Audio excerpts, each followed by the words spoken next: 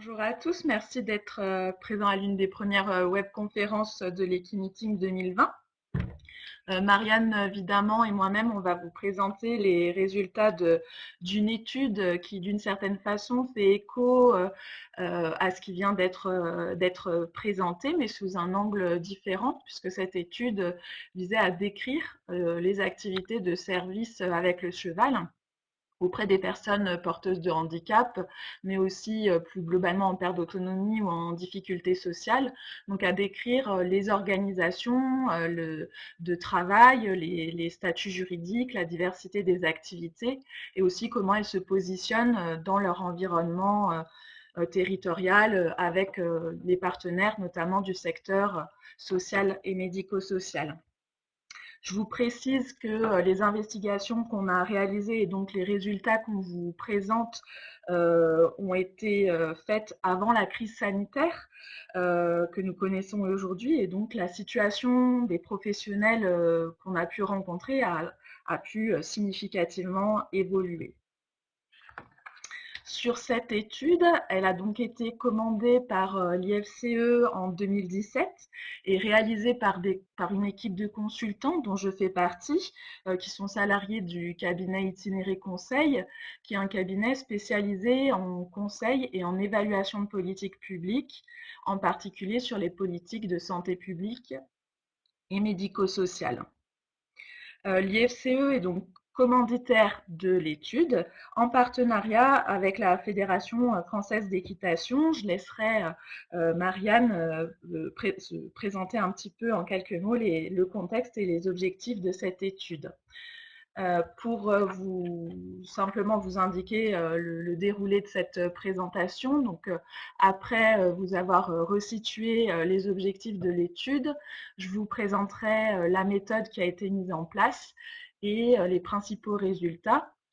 Donc, je vous présenterai bien entendu pas tous les résultats puisque ça dépasserait le temps imparti, mais vous pourrez retrouver le rapport d'analyse transversale, le rapport d'étude sur le site de l'IFCE. Voilà. Donc, je laisse la parole à Marianne pour vous indiquer le contexte et les objectifs de cette étude sur les activités de service avec le cheval. Marianne qui a priori a Allô? des petits problèmes de son. Si c'est bon, récupéré. Est-ce que On t'entend Marianne, vas-y. j'entends plus rien? Ah.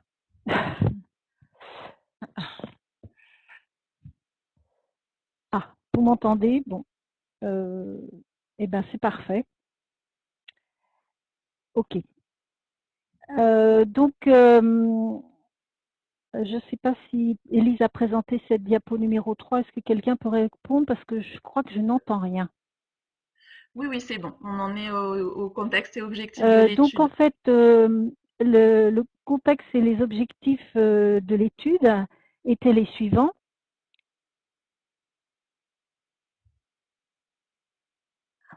Il s'agissait d'une étude qui a été faite entre 2018 et 2019 et qui caractérisait les pratiques de médiation équine et d'équitation adaptée en termes d'offres de services, de modalités de mise en œuvre, de moyens humains et matériels, quelques éléments sur les chevaux et leurs modalités de gestion aussi des structures, des modèles économiques et des informations sur les usagers par type de service. Il s'agissait aussi d'identifier les bonnes pratiques et les facteurs de développement. Suivante. Voilà. Et les définitions que nous avons retenues dans cette étude sont les suivantes. L'équitation adaptée est bien toute activité d'enseignement ou d'encadrement des techniques équestres de sport ou de loisirs à destination de personnes porteuses de handicap, encadrée par un professionnel équestre sans objectif de soins. Et médiation équine, toute activité à vocation thérapeutique ou éducative à destination de personnes en situation de handicap ou en difficulté sociale, encadrée par un professionnel médico-social ou éducatif. Donc, vous voyez que par rapport au topo précédent, on a scindé ça d'une autre façon. mais il était nécessaire de toute façon de bien distinguer ces deux filières. Et effectivement, maintenant, la médiation équine a tendance à englober ces deux aspects. Et de toute façon, il fallait bien séparer ces deux aspects parce qu'il y a beaucoup de socioprofessionnels qui sont différents dans ces deux filières. Voilà. Et du coup, Élise va parler des résultats. Donc rapidement sur la manière dont on a conduit cette étude. Donc elle s'est déroulée en 3 étapes. Il y a une première phase exploratoire pour cerner le périmètre de l'étude, donc bien préciser ce qu'on cherchait à savoir et quelles activités on intégrait dans le champ d'analyse. Ensuite, ça a donné lieu à une enquête par questionnaire qui a été adressée à 985 professionnels de la médiation équine ou de l'équitation adaptée. On a eu 458 réponses qu'on a pu exploiter et donc qui ont donné lieu à des analyses quantitatives qui permettent de décrire donc les organisations, les activités réalisées, les publics bénéficiaires, les partenariats et quelques éléments aussi sur les modèles économiques mis en place. La troisième phase a consisté pour nous à réaliser des investigations approfondies auprès de 12 professionnels ou 12 structures qui réalisent ce type d'activité. Il s'agissait pour nous de dégager des conditions de réussite ou d'échec ou des facteurs de risque par rapport à ces activités. On a choisi des structures qui avaient une activité de médiation équine ou d'équitation adaptée conséquente, qui avaient un budget excédentaire ou à l'équilibre et qui existaient depuis au moins 5 ans pour avoir des structures installées dans cet objectif d'identifier des conditions de réussite. Donc j'en profite aujourd'hui pour remercier l'ensemble des participants à cette étude qui nous ont consacré du temps et qui nous ont transmis des informations riches qui nous ont permis qui nous permettent aujourd'hui de vous présenter les résultats de cette étude que je vais aborder maintenant. Donc sous 2 angles. D'abord, au niveau de l'offre, ce qui nous semble important de mettre en avant, c'est qu'aujourd'hui, ce secteur est atomisé, c'est-à-dire constitué de multiples organisations diverses et variées, que ce soit en termes de taille, de statut juridique, de place des activités de médiation équine, d'équitation adaptée dans l'activité globale de la structure.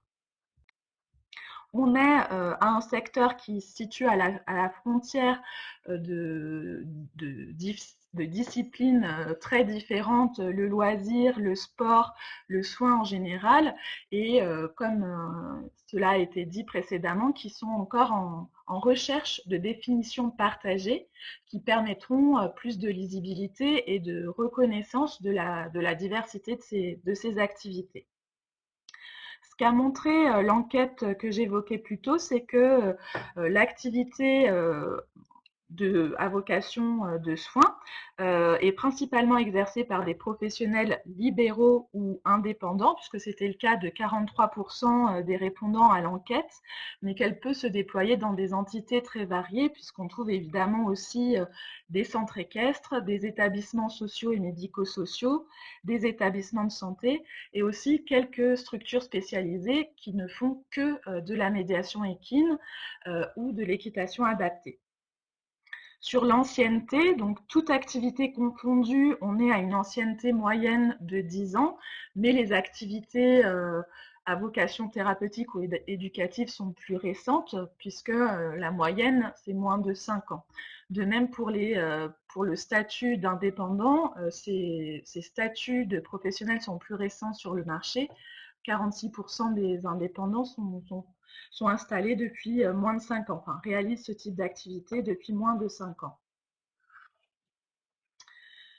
Ce qui paraît important de dire aussi, c'est que cette activité, elle elle est aujourd'hui limitée. Pour 54% des répondants à l'enquête, ce n'est pas leur activité principale. Ils l'exercent en complémentarité de leur activité principale qui se situe dans le secteur du soin, donc dans le secteur médico-social ou sanitaire pour ce qui est de la médiation équine, ou dans le secteur de l'enseignement pour ce qui concerne l'équitation adaptée. Au niveau du souhait de développer ces activités, on a 90% des répondants qui affirmaient vouloir augmenter le volume d'heures et le nombre de participants à ces activités dans les années à venir. Et on a des indices qui soulignent que le secteur se développe par rapport au nombre de clients et au nombre d'heures. L'évolution était plus sensible pour ce qui concerne les activités de médiation équine, puisque c'était le cas pour 40% des répondants. À l'inverse, ils évoquaient quand même des freins au développement qui peuvent être de nature diverse au niveau du financement de la formation pour pouvoir faire état de l'ensemble des compétences nécessaires à la réalisation de ces activités. Au niveau aussi des frais et des contraintes qui peuvent être liées à la location d'infrastructures pour les professionnels qui ne sont pas propriétaires de telles installations.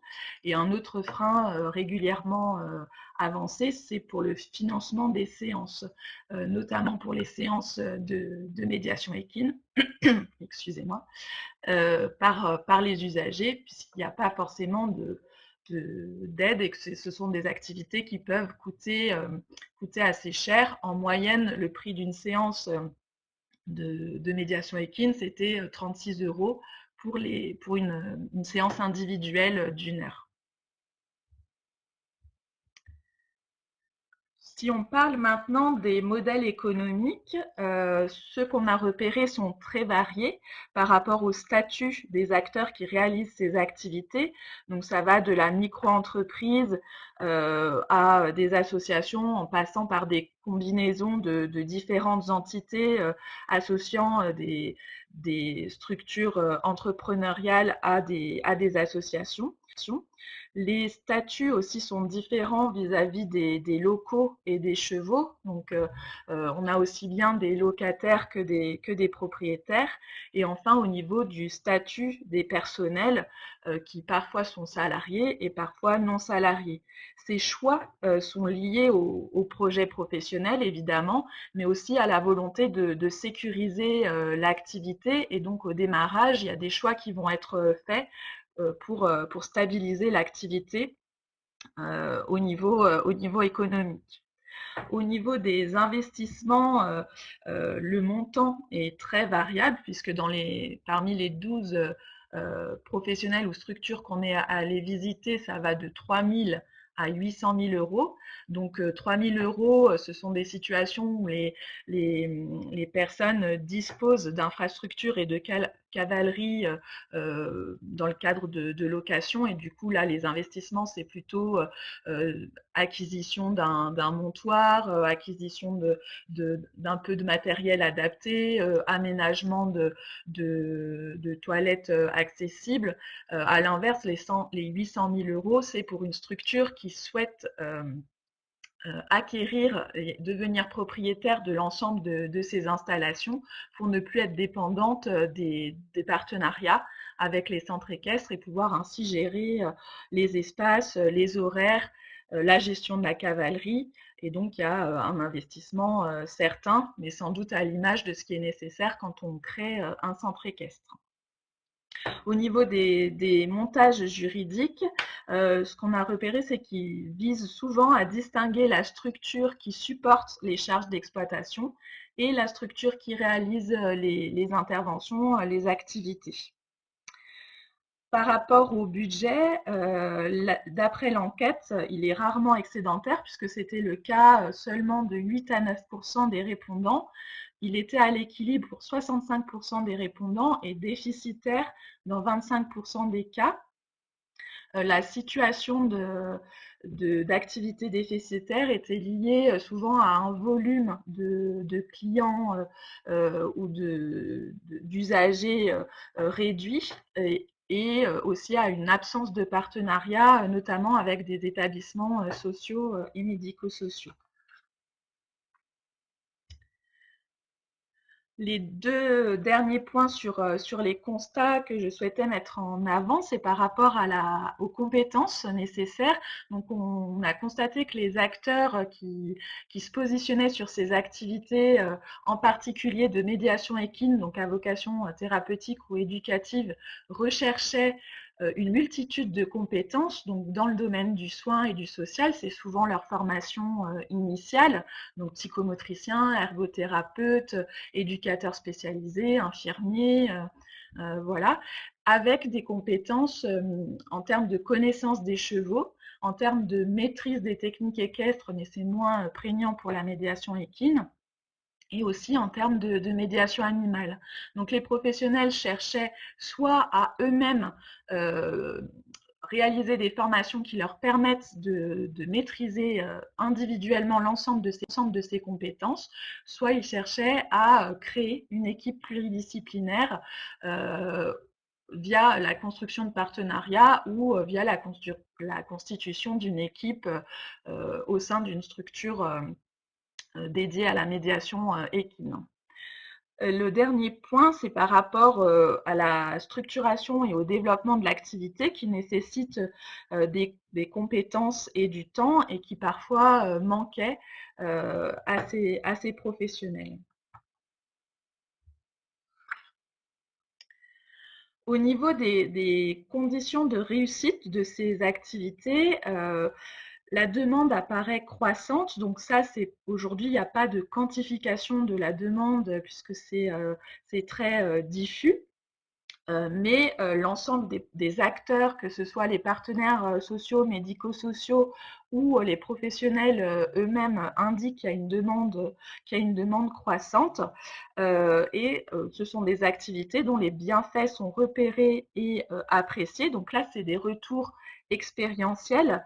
On rejoint ici ce qui a été présenté précédemment par Monsieur Michalon sur le fait qu'il y a, enfin, si on s'adresse par exemple aux acteurs qui pilotent les politiques de santé publique et les politiques médico-sociales, eux ne repèrent pas ces bienfaits et ils attendent des preuves. Ils attendent que ces activités soient labellisées, si on peut dire, actions probantes. Aujourd'hui, ils ne repèrent pas du tout ces activités de médiation équine comme étant des pratiques de soins. Au niveau de la concurrence, on pouvait formuler l'hypothèse initialement que la médiation équine pouvait être en concurrence avec d'autres activités comme l'art-thérapie, la balnéothérapie, la médiation avec d'autres animaux. Mais ce qui ressort, c'est qu'elle est plutôt perçue comme complémentaire. Donc cette perception de la complémentarité, elle est évoquée par les professionnels du secteur social et médico-social. Donc ce sont des mêmes objectifs qui peuvent être travaillés, mais de manière différente, et c'est ce qui suscite l'intérêt chez eux. Enfin, sur les conditions de réalisation, ce qui nous paraît intéressant de mettre en avant, c'est qu'a priori, les activités de médiation équine ne génèrent pas de surcoût par rapport à la gestion de la cavalerie, par rapport même à l'acquisition des chevaux ou de matériel adapté, sachant que la médiation équine se déroule souvent à pied ou avec des gros tapis, des surfaits, voilà. Donc l'acquisition de matériel et les surcoûts apparaît limité. Ce qui semble important de souligner sur les conditions de réalisation, c'est la mise en avant de la déontologie attachée à un métier pour ce qui concerne les activités de soins. On en revient au point de la thérapie au thérapeute, mais ça reste important pour les professionnels qui exercent ces activités et pour les personnes qui en bénéficient aussi, qui sont attentives à ce sujet. Sur les facteurs de risque, donc s'il y a une connaissance globale de l'existence d'activités avec le cheval, la diversité des activités n'est pas identifiée, en particulier les pratiques de soins par le contact animalier. Ce qui est repéré de fait, c'est les activités de loisirs, les activités qu'on peut dire occupationnelles. Mais voilà, il y a donc un enjeu, je reviens sur l'enjeu de lisibilité que j'évoquais au départ. Par rapport à la concurrence, c'est le coût de l'activité de médiation équine ou d'activité adaptée qui peut aboutir à des arbitrages en leur défaveur, puisque ce sont quand même des activités qui ont un coût supérieur à d'autres interventions. Donc l'arbitrage dans les établissements sociaux et médico-sociaux, par exemple, ça peut être d'arrêter l'activité pendant un temps ou ça peut être un arrêt temporaire, ou l'autre choix qu'on a pu voir, c'est je me dépêche, c'est de restreindre le nombre de bénéficiaires qui peuvent avoir accès à ces activités. Sur les conditions de réalisation, ce qui nous semble important de souligner comme facteur de risque, c'est l'absence de cadre réglementaire qui fait qu'aujourd'hui, n'importe qui peut s'installer et indiquer qu'il fait de la médiation équine avec les risques que ça induit. Que si on souhaite développer une structure ex nihilo qui soit dédiée à la médiation, ça nécessite des investissements conséquents. Par ailleurs, il faut quand même avoir en tête que les contextes géographiques, notamment par rapport à la disponibilité et au prix du foncier, peuvent être un frein, que les activités sont difficilement rentables, comme je vous l'indiquais, donc avoir une activité dédiée, ça peut être compliqué. Et l'hypothèse qu'on faisait au départ de centres équestres qui accueilleraient facilement les activités de médiation équine sur des créneaux habituellement peu occupés, c'est pas vérifié dans les investigations qu'on a réalisées. Ils percevaient assez difficilement ils n'étaient pas forcément ouverts à un développement important de ces activités au sein de leur structure. Donc, je vais laisser la parole à Marianne pour conclure et vous indiquer ce qui sera important de retenir par rapport à cette étude. Bon, en tout cas, c'est bien parce que j'entends et je peux parler, alors tout va mieux. Donc, ce qu'il faut retenir, c'est qu'avant de s'installer pour exercer ses activités, il faut définir clairement les objectifs de son activité en accord avec sa qualification et prévoir du temps pour se former et approfondir ses compétences dans différents domaines ou monter une équipe pluridisciplinaire. Ensuite, choisir son mode de vie et son projet professionnel en accord, en sachant que le temps de travail dédié est souvent un mi-temps. Donc, il faut savoir ce qu'on va faire de l'autre mi-temps. Ne pas sous-estimer le travail administratif pour développer les partenariats, rechercher des financements, faire des comptes rendus. Et donc, il faut avoir de l'appétence pour cette partie-là également, ou alors avoir quelqu'un pour vous aider. Et dans le cas d'activité à vocation de soins, respecter les bonnes pratiques professionnelles. Pardon. Et pour en savoir plus, eh bien, en fait, le rapport complet de cette étude vient d'être mis sur le site Wikipédia de l'IFCE dans la partie études technico-économiques avec les fiches de visite des 12 structures et une fiche résumant l'étude. Et nous remercions sincèrement toutes les personnes qui ont participé aux premières enquêtes ainsi qu'aux 12 structures qui ont été visitées par itinéraire. Et d'autre part, nous avons des études en cours ou à venir. En cours, une analyse de la demande qui est faite par le cabinet itinéraire également. Donc, ce sera fini en fin 2021. Et actuellement, nous allons démarrer une étude permettant l'état des lieux de la réglementation des pratiques de médiation ainsi que des préconisations pour sécuriser au niveau juridique ces pratiques. Eh bien, nous vous remercions beaucoup de votre attention.